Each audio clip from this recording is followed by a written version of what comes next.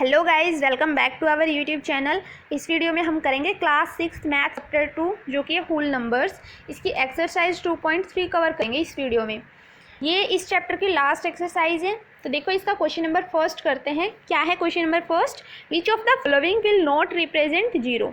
ठीक है, इसमें बताया है कि जो भी इस क्वेश्चन के पार्ट्स गिवन हैं A B C and D, इनमें से कौन सा जीरो को रिप्रेजेंट नहीं कर रहा। ठीक है, देखो ए क्या है, 1 + 0 क्या आगे 1। ठीक है, which does not represent zero, ये जीरो को रिप्रेजेंट नहीं कर रहा। ठीक है, 1 में हमने जीरो को ऐड किया तो 1 ही आ गया। ठीक है, ये जीरो को रिप्रेजेंट नहीं कर रहा।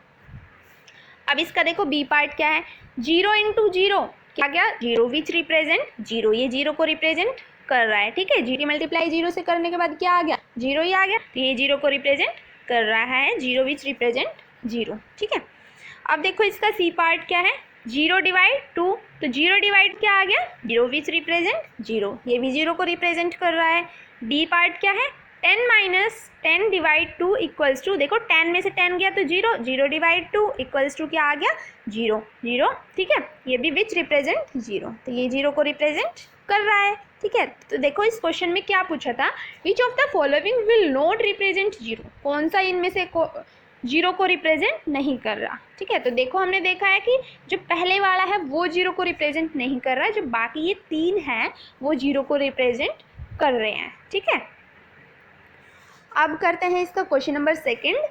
तो देखो क्वेश्चन नंबर सेकंड क्या है, if the product of two whole numbers is 0 can we say that one or both of them will be 0 justify through examples। ठीक है, इसमें पूछा गया है कि यदि दो होल नंबर्स है उनका प्रोडक्ट 0 है तो क्या हम कह सकते हैं कि दोनों ही होल नंबर्स या फिर उनमें से एक होल नंबर 0 होगा। तो यस हम बिल्कुल कह सकते हैं। ठीक है, yes either one or both number will be 0। देखो दोनों नंबर 0 हो सकते हैं या फिर दोनों में से एक नंबर 0 हो सकता है, तभी उनकी प्रोडक्ट 0 आ जाएगी। ठीक है, देखो फॉर एग्जाम्पल कैसे है, 5 × 0, यदि हम कोई एक होल नंबर की मल्टीप्लाई 0 से करते हैं। ठीक है, 0 भी होल नंबर है, दोनों ही होल नंबर है, उनमें से यदि एक होल नंबर 0 है तो उसकी मल्टीप्लाई क्या आ गई, 0। ठीक है, अगर दोनों ही होल नंबर 0 है, 0 × 0 है तो भी मल्टीप्लाई क्या आ गई, 0। ठीक है, देखो इसमें से एक है, एक होल नंबर 0 है यहाँ पे तो भी 0 आया है, और दोनों होल नंबर 0 है यहाँ पे तो भी मल्टीप्लाई क्या आया है, 0। तो हम कह सकते हैं yes either one or both number will be 0।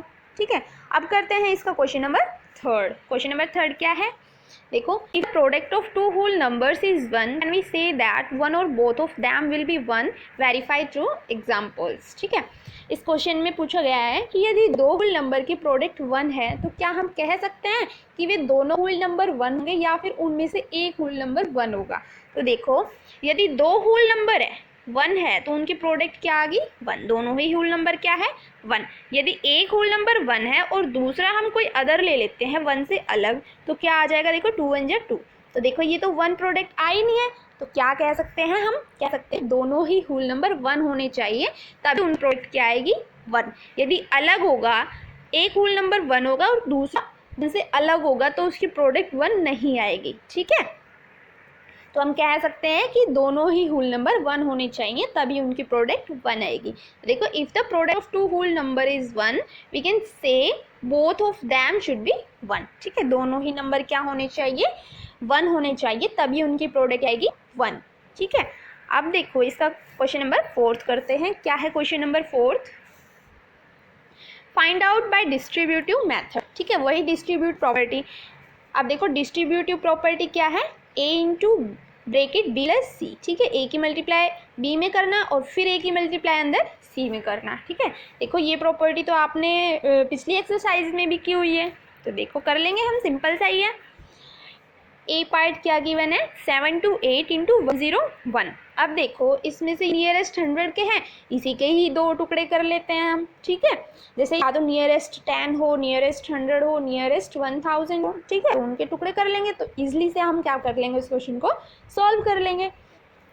तो देखो ये क्या है, नियरेस्ट 100 है, इसके हमने क्या कर लिए, दो टुकड़े कर लिए। ठीक है, 101 को कैसे लिख सकते हैं, 100 + 1, तो वही डिस्ट्रीब्यूटिव प्रॉपर्टी अप्लाई हो गई इसमें।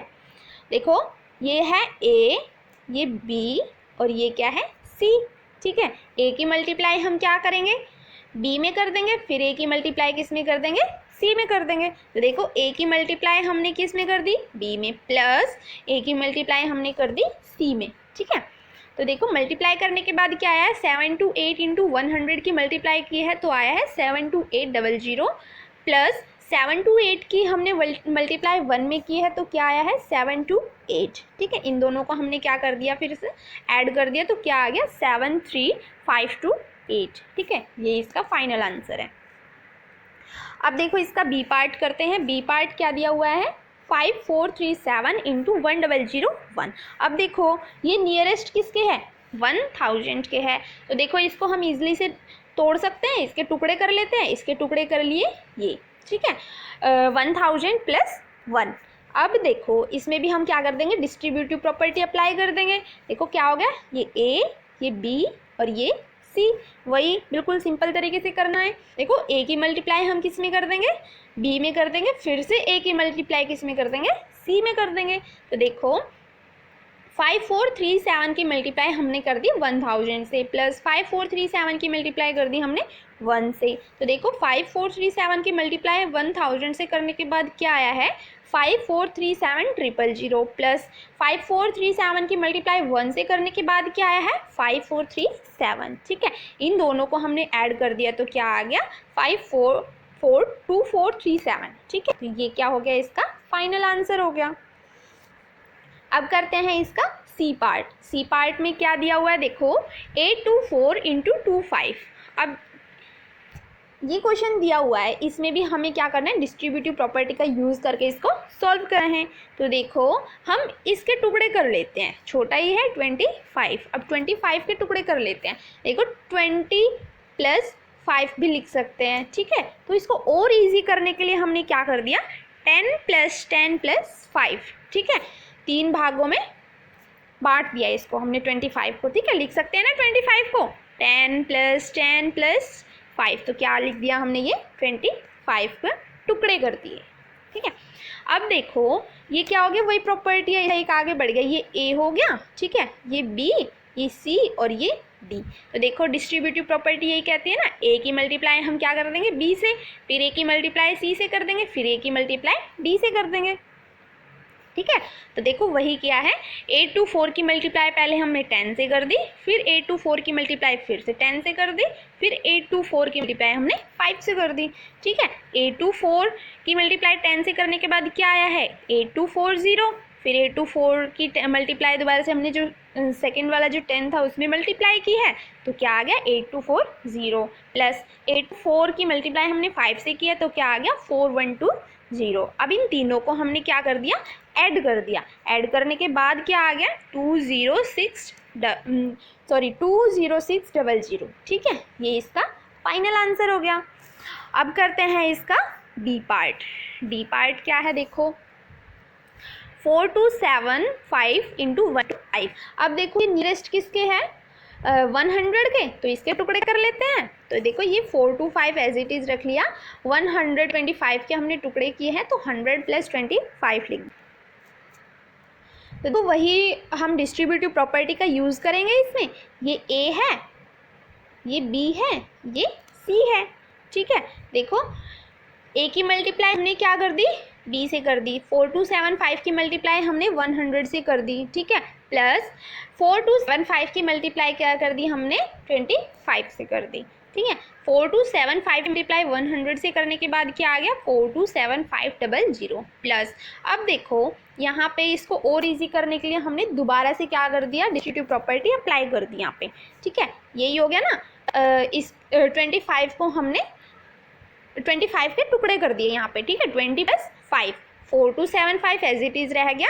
यहाँ क्या कर दिया 20 प्लस 5, वही ए ये हो गया, बी ये और सी ये। ठीक है, यहाँ पे दोबारा से ये सारा क्या हो गया एज इट इज़ चलता चला जाएगा यहाँ पे। अब देखो यहाँ दोबारा से हमने क्या कर दी थी, डिस्ट्रीब्यूटिव प्रॉपर्टी अप्लाई की है तो क्या करेंगे 4275 की 20 से मल्टीप्लाई करेंगे, फिर 4275 की 5 से मल्टीप्लाई करेंगे। तो देखो ये कर दी हमने मल्टीप्लाई, 4275 की 20 से मल्टीप्लाई कर दी, प्लस 4275 की हमने 5 से मल्टीप्लाई कर दी। तो देखो ये तो पहले आया हुआ था एज इट इज़ लिख दिया हमने 427500, प्लस अब देखो 4 2 7 5 के 20 से मल्टीप्लाई करने पे क्या आया है 85500 प्लस 4 2 7 5 की मल्टीप्लाई हम 5 से की है तो क्या आया है 21375। ठीक है, अब इन तीनों को हमने क्या कर दिया ऐड कर दिया। ऐड करने के बाद क्या आया है 5,34,375। ठीक है, ये क्या हो गया इसका फाइनल आंसर हो गया। अब करते हैं इसका ई पार्ट। ई पार्ट में क्या दिया हुआ है देखो 504 इंटू 35। ठीक है, अब देखो ये 500 के नियरेस्ट है तो हमने इसी के टुकड़े कर लिए पहले। ठीक है, 504 को हम कैसे लिखते हैं 500 प्लस 4, इसके टुकड़े कर दिया हमने, ये इंटू 35 तो है ही, यहाँ पे लिख दिया। देखो वही डिस्ट्रीब्यूटिव प्रॉपर्टी यूज हो जाएगी, ये वाला ए, ये बी और ये सी। ठीक है, ए की मल्टीप्लाई पहले बी है फिर ए की मल्टीप्लाई सी से। तो देखो ए की मल्टीप्लाई हमने कर दी इससे 500 इंटू 35 कर दिया प्लस अब देखो 4 इंटू 35 कर दिया, वही डिस्ट्रीब्यूटिव प्रॉपर्टी यूज की है इसमें। तो देखो 500 इंटू 35 क्या हो गया मल्टीप्लाई करने के बाद 17500 प्लस 4 की मल्टीप्लाई 35 से करने के बाद क्या आ गया 140। अब इन दोनों को हमने क्या कर दिया ऐड कर दिया। ऐड करने के बाद क्या आ गया 17,640। ठीक है, तो ये हो गया इसका क्वेश्चन नंबर 4। अब करते हैं इसका क्वेश्चन नंबर 5। तो देखो क्वेश्चन नंबर 5 क्या है, स्टडी द पैटर्न।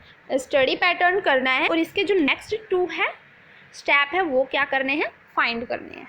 ठीक है, पूछा गया इस क्वेश्चन में और बताना है कि स्टडी पैटर्न है कैसे है किस तरीके से है। तो देख पहले क्या है 1 इंटू 8 प्लस 1, तो 1 की मल्टीप्लाई हमने 8 से की है, उसमें क्या कर दिया ऐड कर दिया 1। ठीक है, तो क्या आ गया ये 9।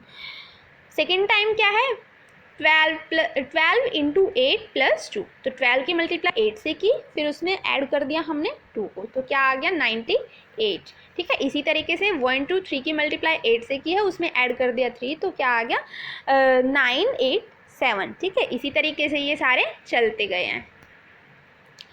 अब देखो कैसे है ये स्टडी पैटर्न। देखो पहले यहाँ 1 था फिर 8 की मल्टीप्लाई की फिर यहाँ पे 1 ऐड किया तो 9 आ गया, सिंपल सा। ठीक है, फिर देखो यहाँ 1 था तो 1 में एक और बढ़ा दिया 12 कर दिया ये। ठीक है, 1 था तो 2 और लगा दिया इसके साथ, ये क्या बन गया 12। 8 तो था ही, 8 पहले से ही आ रहा है चलता। ठीक है, 8 हो गया इसके साथ मल्टीप्लाई प्लस यहाँ पे देखो 1 ऐड किया था, अब की बार क्या कर दिया हमने 2 ऐड कर दिया। 2 ऐड करने के बाद क्या आ गया 98। पहले 9 आया था 9, यहाँ पे भी 9 आ गया, फिर यहाँ पे 8 आ गया, एक कम आ गया है ना, नोट किया ना ये बात। पहले 9 था फिर 9 भी आया, फिर उसके बाद जो दूसरा नंबर जो आया है वो क्या आ गया इसके साथ 8 आ गया, उससे एक कम आ गया। ठीक है, अब देखो थर्ड स्टेप में क्या है 1 2 3, पहले यहाँ क्या था 1, फिर 1 के बाद पहले 1 था। ठीक है, 1 के बाद फिर एक और नंबर बढ़ गया 1 2 हो गया, अब उसके बाद फिर एक और नंबर बढ़ गया 1 2 3 हो गया। ठीक है, 8 तो था ही, इसकी मल्टीप्लाई 8 से कर दी। यहाँ क्या था पहले 1 ऐड किया था फिर 2 ऐड किया, अब क्या कर रहे हैं 3 ऐड कर रहे हैं, तो ये आ गया। देखो 9 तो था ही फिर 8 आ रहा था, अब फिर उससे कम आ गया। ठीक है, पहले 9 आया था फिर 9 8 आया था, अब 9 8 7 आ गया। ठीक है, इसी तरीके से यहाँ फिर से 4 पड़ गया, यहाँ हमने 4 ऐड कर दिया, यहाँ फिर एक और कम हो गया। ठीक है, 9 8 7 आया था फिर अब 6 आ गया। इसी तरीके से यहाँ एक और बढ़ गया 5 लगा दिया, 8 तो है ही मल्टीप्लाई में, फिर यहाँ प्लस क्या कर दिया 5 कर दिया, तो यहाँ पे भी क्या आ गया एक 5 और ऐड हो गया यहाँ पे। ठीक है, इसमें तो इस तरीके से हम देख सकते हैं ये क्या है एक स्टडी पैटर्न है। ठीक है, तो ये स्टडी पैटर्न करना था। इसके नेक्स्ट वाली भी हमने ये लिख दी, 2 स्टेप पूछे थे 2 स्टेप हमने ये लिख दिए। ठीक है, तो गाइज अगर वीडियो पसंद आई तो प्लीज़ वीडियो को लाइक करना, शेयर करना एंड चैनल को सब्सक्राइब करना।